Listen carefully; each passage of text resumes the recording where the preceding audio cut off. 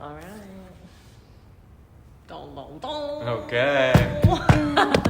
Sound of We're silence. live. Here we are in the space. I think the conversation in the rehearsal room that we've had, maybe since the beginning, because let's see, this was an idea back in January. COVID hit, changed up the world. Now we're all living in the new world, and then the idea of what is the sound of silence? Like, where does sound begin? Where does sound end? And then through that, like, what is the spiral that's both internal and external?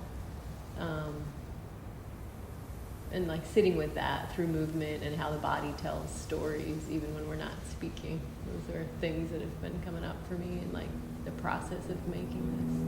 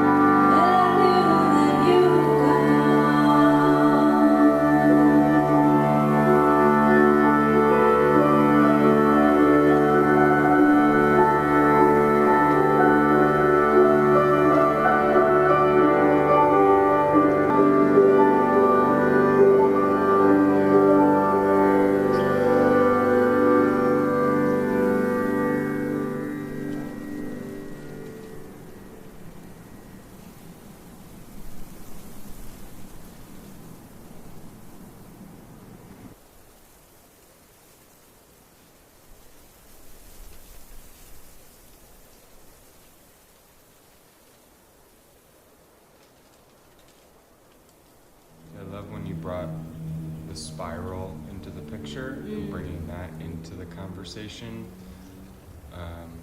Seems like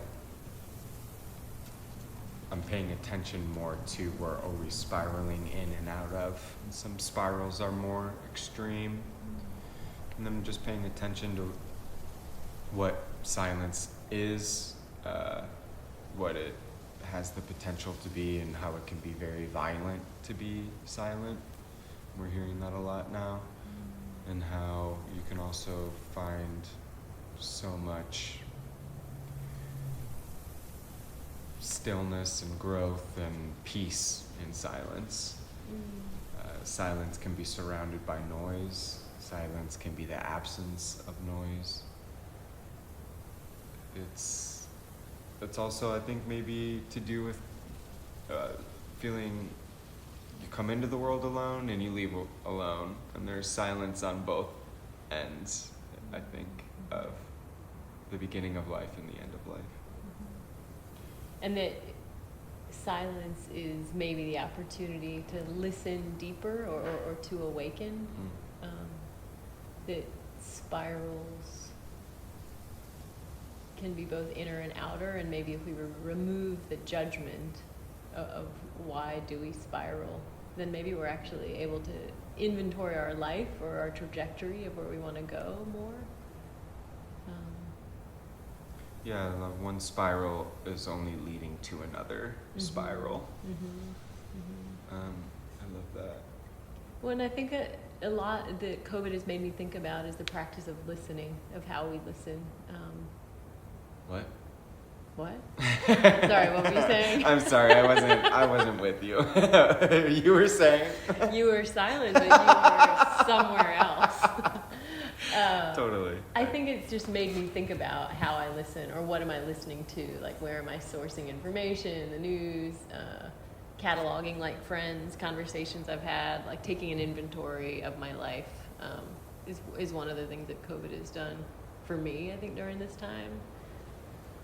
And and then in that, when I've like come back, what is the sound of silence? What is silence? What is silence?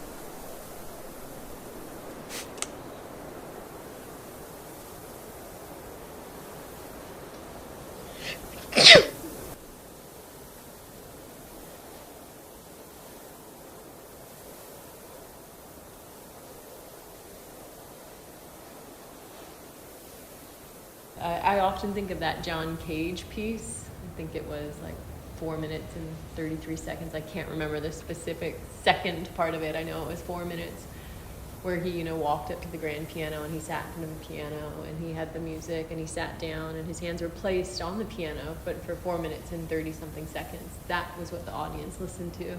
And so being interested in an artist sitting in front of an instrument that he's not playing, because what he's asking you to listen to is your life and the sounds of life that are happening all around us, and how easy it is to fill our lives with chaos, with sound, with TVs, with music, as opposed to listening to the sounds that are in this space or that are outside in the world outside of us, that I've been intrigued by, of what COVID has like helped me listen to. Yeah, that's a great image of Mm-hmm. COVID, is sitting in front of an instrument you can't play. Mm-hmm. Or you choose not to. Or choose not to, yeah. Yeah. It's also, yeah, it's allowed people to see beyond what has been just, you could be your everyday rhythm. COVID has broken our cycle of being comfortable and so many different levels that are exciting and scary and hard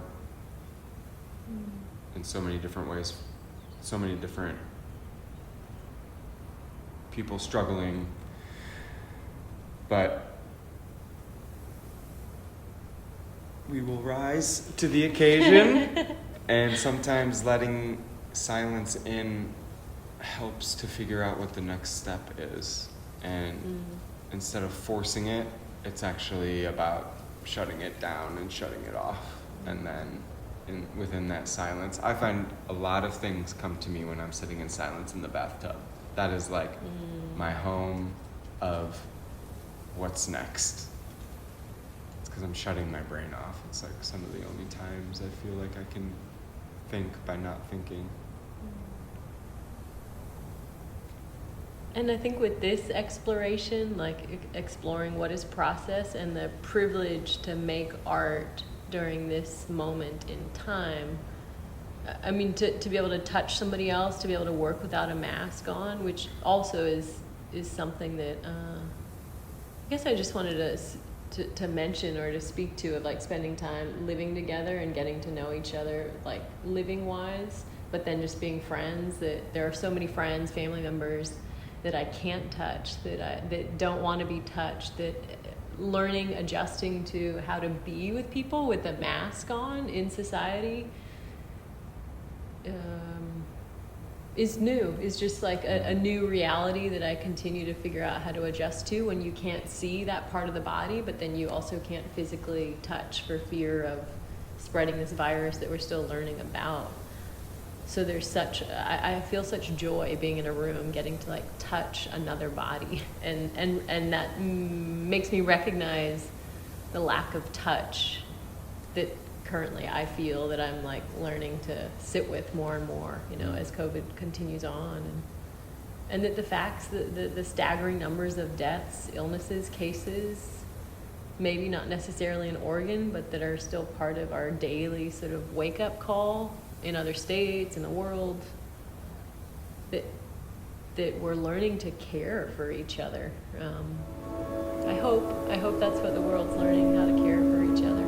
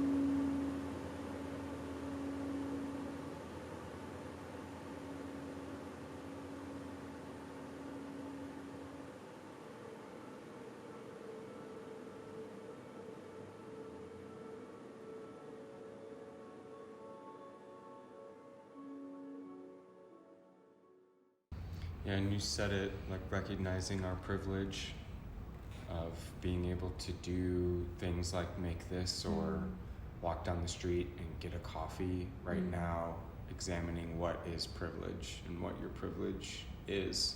Because the more you know about it, the more you can examine what it is, I think. Which I've not had more time in silence than I have now to recognize that as an artist, as a man, as a white man, what is my privilege? And COVID has allowed to break that open and break that down. And without that, I don't know when these questions might have surfaced. So it's a time where there's so much pain, like we've been saying, and so much heartbreak going around, but it's also this time of reassembling, hopefully, the world for the better so that we can continue to take care of each other and not allow silence to be violent anymore. And that maybe silence is the perfect vehicle for change. Yeah, more people need to shut up and listen. Sorry, what? I'll say it again. Right, though? For real, I do agree with you. I totally need to do more listening. And I'm excited to do that.